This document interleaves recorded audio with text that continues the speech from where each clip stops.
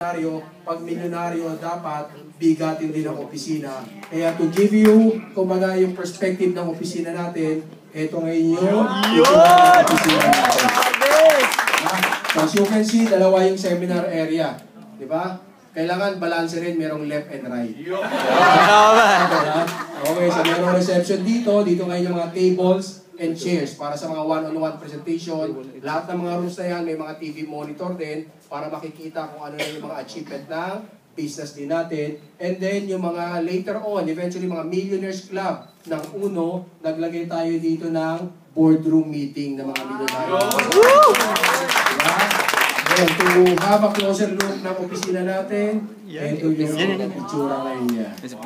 Okay? So, seminar area pa lang yan. Diba? Ano kaya yung itsura ng reception natin? Ayan naman yung itsura ng reception natin. Diba? Ayan. Okay?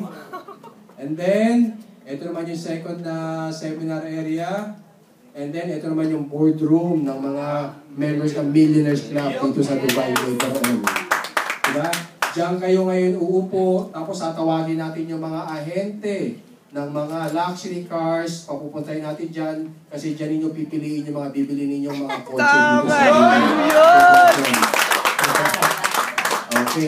And then kanina, na-mention kanina ni Mr. Herbert Chua, once you become a member, automatic na yan, meron ka ng Visa card para sa commission disbursement. I-click mo lang yung commission mo online, every week, papasok na yan dito sa Visa card natin. Kahit saang country, worldwide, pwede mo gamitin yan. Ano yung local currency sa country na yon? Nag-withdraw ka sa ATM, yun yung lalabas. Nag-shopping ka, sinuwipe yan, pwede mo gamitin any part of the world yung Visa card na yan. Yung maganda dyan, makikita mo, bakit merong tinatawag na all access card? Para saan ba yung access card? Ano ba yung mga maa-access niyan? Alam nyo guys, napakaswerte nyo.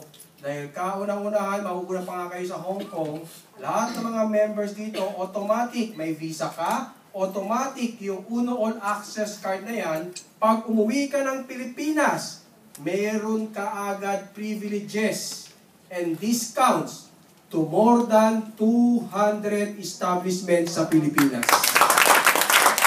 Example,